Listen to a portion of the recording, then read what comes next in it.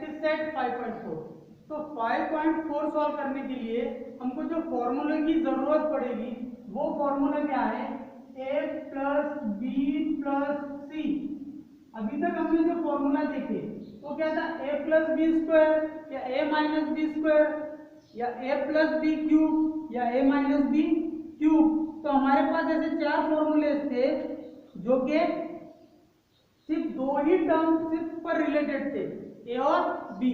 लेकिन अब जो हमारे पास फॉर्मूला आया वो तीन टर्म अगर हो, A plus B plus C square is equal to क्या होगा, A square plus B square plus C square plus 2ab plus 2bc plus 2ac। Okay, 2ab plus 2 या 2 को कॉमन लेके भी हम कर सकते हैं। एक ही बार अगर हमने 2 लिख लिया, ab plus 2bc plus 2ac। अब अगर हम 2 को कॉमन ले लेते हैं तीनों जगह से तो ब्रैकेट में आ जाएगा फिर ये 2 into ab plus bc plus ac, तो भी चलेगा, वो फॉर्मूला भी एप्लीकेबल होगा। अब इसके बेस पर हम क्या करेंगे, प्रैक्टिस सेट 5.4 सॉल्व करेंगे। तो चलिए बढ़ते हैं फर्स्ट क्वेश्चन की तरफ। 5.4 में हमारा फर्स्ट क्वेश्चन क्या है, एक्सपांड करने के लिए कहा गया है और वैल्यू क्या है 2p plus q plus 5, 2p plus q plus 5 और इसका स्क्वायर है। तो देखो ये हो गया हमारा a, ये b और ये c। इसी के हिसाब से हम वैल्यूज पुट करेंगे। तो a का स्क्वायर, तो a के जगह पर 2p है तो पूरे के पूरे 2p का स्क्वायर प्लस b की जगह q है तो q स्क्वायर प्लस c की जगह 5 है तो 5 का स्क्वायर प्लस 2ab, ये 2 इंटू a की वैल्यू है 2p इंटू b की value q plus 2bc plus 2a into c। अब हमने फॉर्मूले में वैल्यूज पुट कर दिए। अब कैलकुलेशन की पोर्शन की तरफ बढ़ते हैं। इज इक्वल्स टू क्या होगा, अब ये देखो 2p और ब्रैकेट का स्क्वायर है, मतलब 2 का भी स्क्वायर करना पड़ेगा और p का भी। तो 2 का स्क्वायर हो जाएगा 4 और p का square p square plus q square है, यहाँ पर कोई कैलकुलेशन की जरूरत नहीं है, प्लस 5 का स्क्वायर हो जाएगा 25 plus 2 into 2, 2 2 4, 4pq plus 2 into 5, 2 5 10 q plus 2 into 2 4, 4 5 20 into p। अब इसको अरेंज करके प्रॉपरली लिख लेते हैं। जो कांस्टेंट टर्म है उसको लास्ट में लिख लेंगे तो क्या हो जाएगा 20p square plus q square plus 4pq plus 10q plus 20p और कांस्टेंट टर्म आगे लास्ट में। अगर किसी ने ऐसा भी रहने दिया तो भी आपका आंसर कंप्लीट हो गया। ये हम सीक्वेंस लगा लेते हैं कि जब भी पॉलिनोमियल को लिखा जाता है तो कांस्टेंट टर्म जो है वो लास्ट में रहती, इसलिए हमने क्या किया इस टाइप से अरेंज कर दिया। नेक्स्ट वन,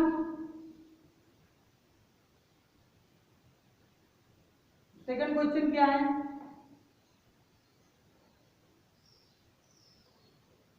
सेकंड क्वेश्चन है m plus 2n plus 3r, m plus 2n plus 3r और ब्रैकेट का स्क्वायर है। अब इसको फॉर्मूला में पुट करेंगे तो क्या होगा, a square means m square plus b square plus c square plus 2ab। तो यहाँ पर m इसको ब्रैकेट देने की जरूरत नहीं। 2a इंटू बी, यहाँ पर दो है अलग अलग तो इसको ब्रैकेट दे दो, प्लस 2b इंटू सी और लास्ट में प्लस 2ac, 2a की वैल्यू अगेन m इंटू सी, अब या तो इंटू दो या ब्रैकेट में लिख लेना। ओके, अब इसको सॉल्व करते आगे। m का स्क्वायर है तो m स्क्वायर ही रहेगा, प्लस 2 का स्क्वायर 4 और n का स्क्वायर n स्क्वायर, प्लस 3 का स्क्वायर 9 और r का square r square, plus 2 2 jar 4 m into n mn, plus 2 2 jar 4 4 3 jar 12 nr, plus 2 3 jar 6 mr। यहाँ पर ये भी आंसर कंप्लीट हो गया। थर्ड वन देखते हैं इसी तरीके से। थर्ड क्वेश्चन क्या है,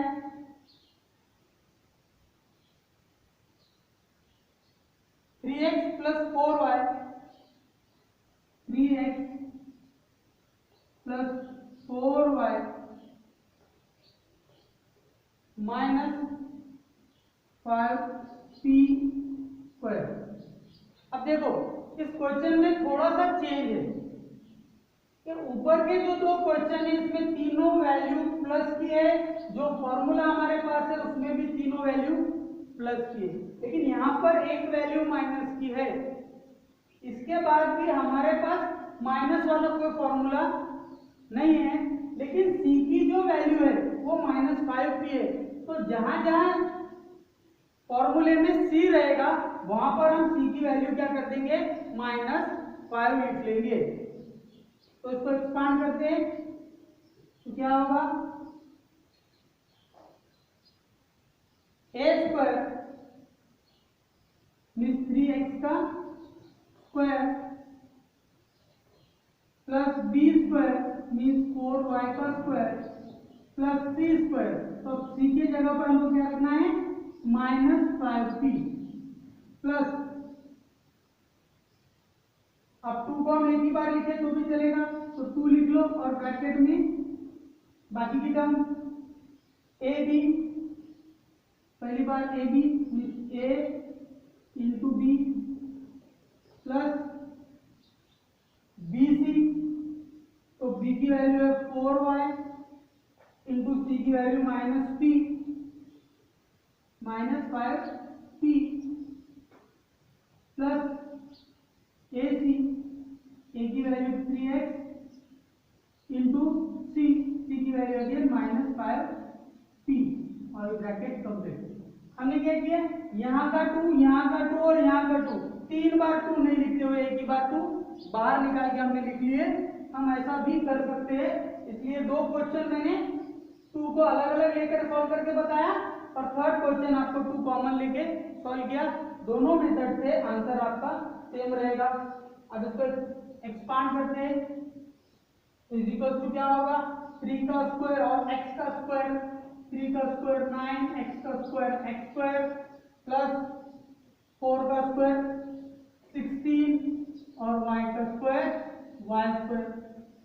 अब -5 का स्क्वायर, देखो +5 का स्क्वायर भी क्या होगा, 25। क्या होता है, 5 स्क्वायर मीन 5 इंटू 5, तो 5 इंटू 5 क्या होगा, 25। अब -5 का स्क्वायर हमको करना है तो अब क्या आएगा, -5 इंटू 5। तो जब दो निगेटिव नंबर का हम प्रोडक्ट निकालते हैं तो क्या होता, निगेटिव निगेटिव हो जाता है कैंसिल या पॉजिटिव बन जाता है और 5 इंटू 5 25। तो -5 का भी और 5 का भी दोनों का स्क्वायर कितना आएगा, 25 प्लस 25 ही आएगा और ये p का स्क्वायर तो p स्क्वायर रहेगा प्लस, अभी 2 है पहले सॉल्व कर लेंगे फिर 2 से सारे टर्म्स को मल्टीप्लाई करेंगे। ओके, अब ये 3 इंटू 4, ये x है और ये इंटू है, या तो इसको दो एक जगह कंफ्यूजन हो तो 4।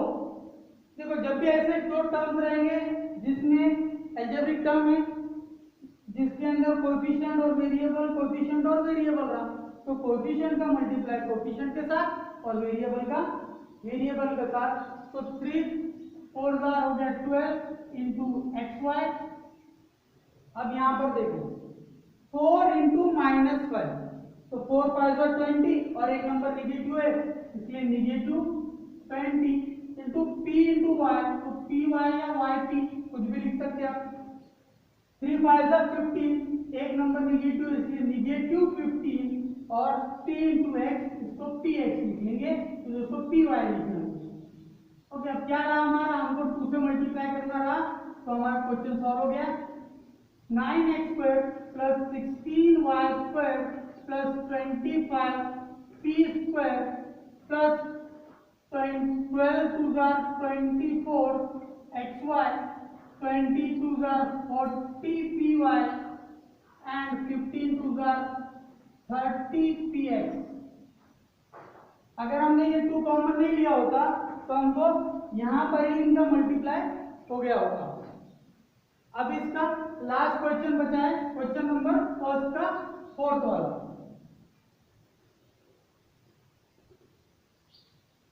अब 4th क्वेश्चन क्या है इसका, 7m -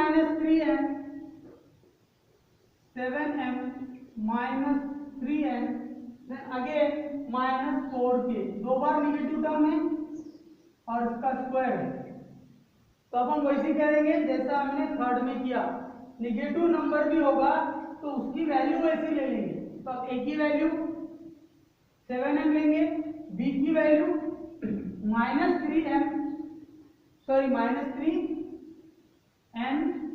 और c की वैल्यू -4k और फॉर्मूले में पुट कर देंगे। तो क्या हो जाएगा, is equal to a² minus नहीं है 7m ही अकेले ही पॉजिटिव है, 7m², उसके बाद plus -3n² plus -4k² plus 2ab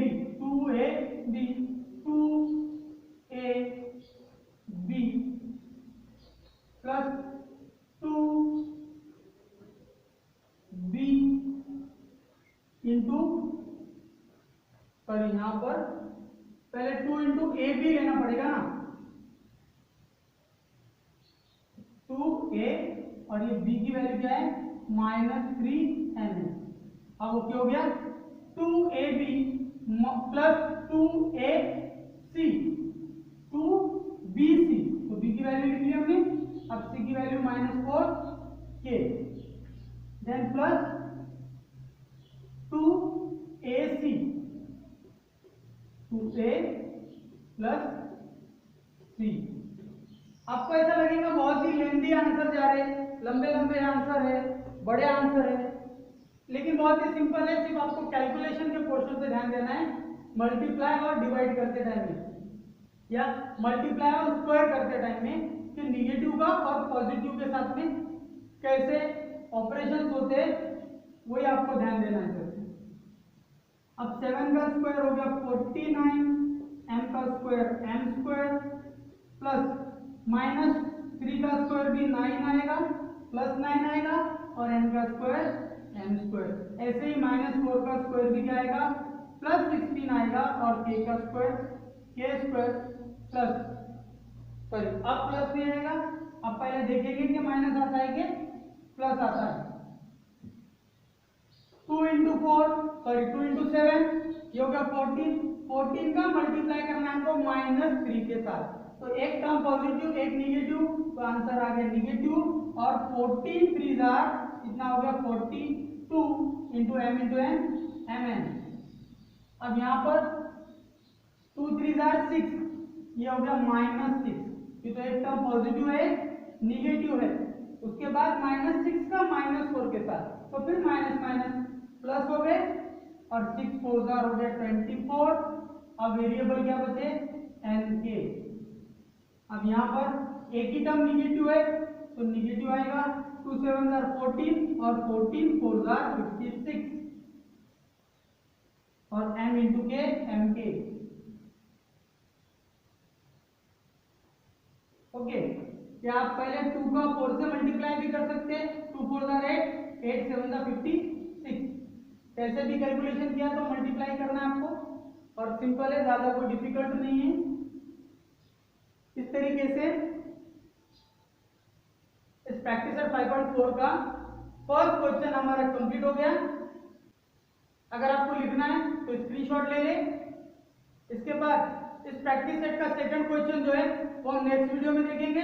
till then goodbye, have a nice day and thank you very much for watching this video.